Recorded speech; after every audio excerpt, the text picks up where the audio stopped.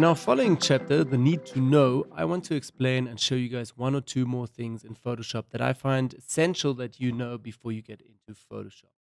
All right, so say for instance, you are done now with your whole Photoshop process, you're done with Photoshopping whatever you wanted, and on the right hand side in your layers palette, you are happy with what you have. But now you want to save this as well. So, how do you actually do that? Simply go up to File and go to Save As. Hit Save As, and right away, Photoshop will open a new directory and the source area. So right away, select obviously on the desktop or wherever you have your folder and save it in here. But now at the top again, right away you can put in the name. I'm going to write now 2 over here just as a test and put this into my Photoshop beginner folder over here. Then as well, also at the bottom, it will ask me the format. So what type of format do I want to save this as?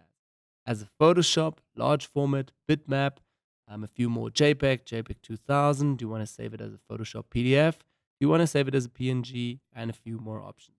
For a normal standard Photoshop file, I would just select Photoshop over here. And you can also set tick here, keep all the layers, because next time when you open it, you will see all your layers again. So hit save. Right away, Photoshop will ask you to maximize compatibility. Yes, okay, that. And right away, Photoshop saves it on the highest quality possible in your settings. Right away down here, you'll also get to see it. It's already done with saving.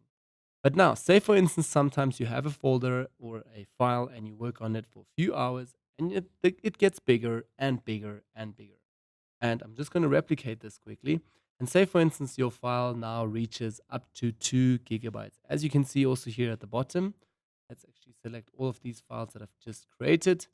Turn this off. Again, it should go down to a lower number.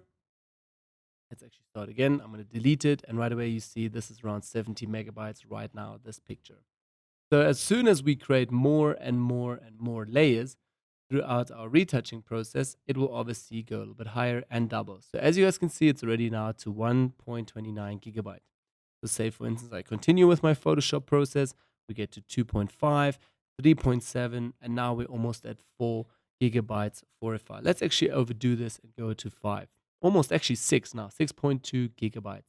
So I'm going to go back to File once more and hit Save As. And normally as Photoshop, I want to save this.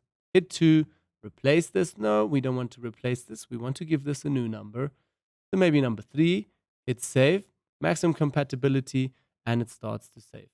And normally sometimes this breaks down or it doesn't want to save or you are struggling to save it. Then, as you guys can also see down here, here's our current process. Let's just wait quickly for this. And there we go. Right away, we get a message here from Photoshop. Could not save as PSD3 because the document is too big, larger than 2 gigabytes. You need to save it differently. So what do we do now? It's a very actually simple trick actually. Just go back to File once again, go to Save As, and right away here, type in 3 as the number, and on the format, go to Large Document Format. And now if you hit Save, it will also save it under maximum compatibility, but it will save it quicker and also with the right settings, and it will save. And right away, you guys get to see it has been saved. So let's go also to File, Save As again, and just have a look. Here it is, 3, so it has been saved also as a large document. Let's switch back to Photoshop, hit Cancel, and I will also delete now all of these layers here. Press F again, get into the full screen mode, and show you guys one more thing. Let's go back to File, Save As, and also we're going to go here to JPEG this time. So maybe number 4 now, and we're going to choose a JPEG. So again, JPEG, save, right away Photoshop will ask us a little bit about the options. So do you want to save this as matte, none, or anything that depends on printing again? If you want to print, then also have a look first in this. I'm going to go with none, just normal. And then quality needs to always be 12, maximum quality. If you want to change this a bit down and want to see also your sizes currently, head over here to the right-hand side and select the preview box. Now Photoshop is calculating right now how big that file will be, so something around 12 megabytes.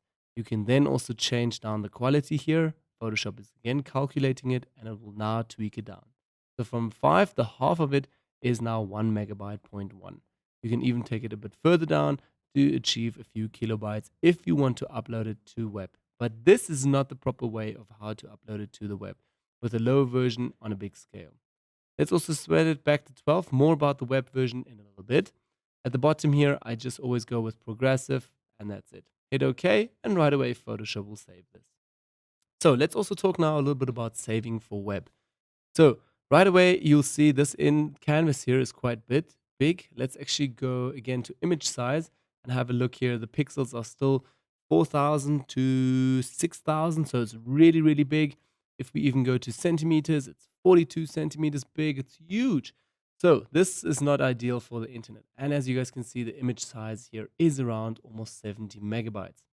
So what you can do, which is also not the best option, but it's doable, go to image size again, and here under resolution, change this only to 72 dpi.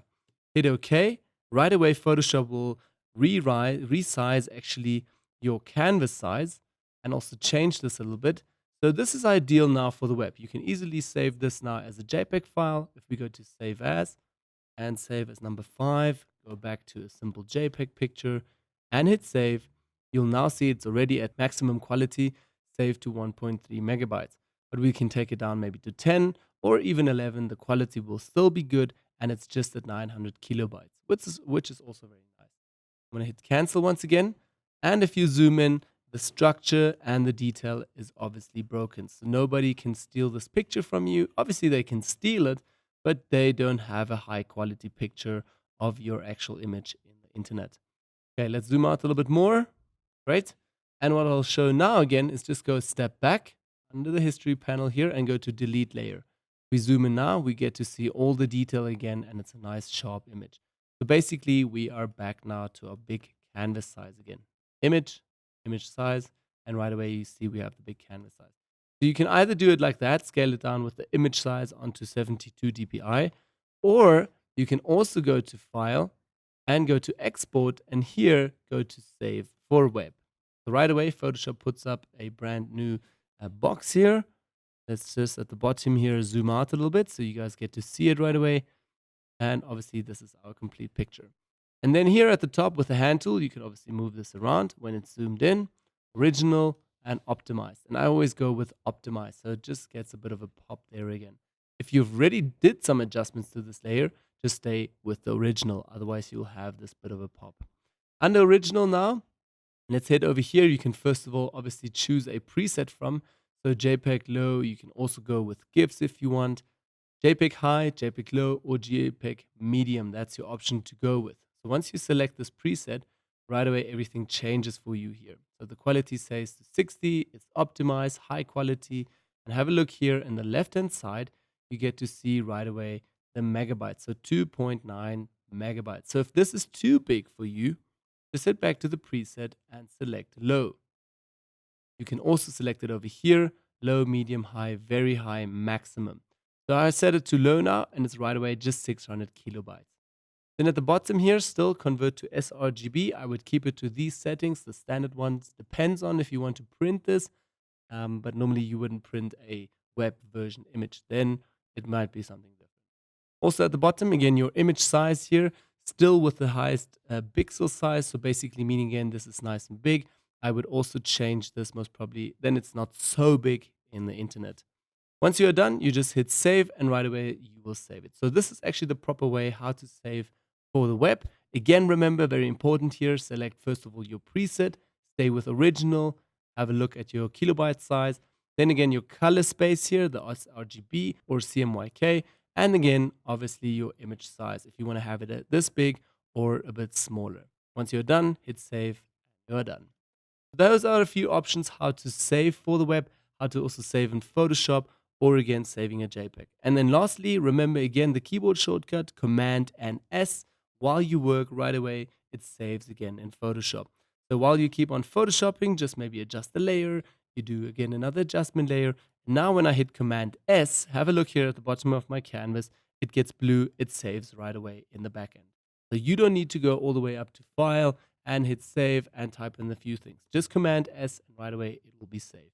The same for Windows again, Control S, Macintosh, Command S.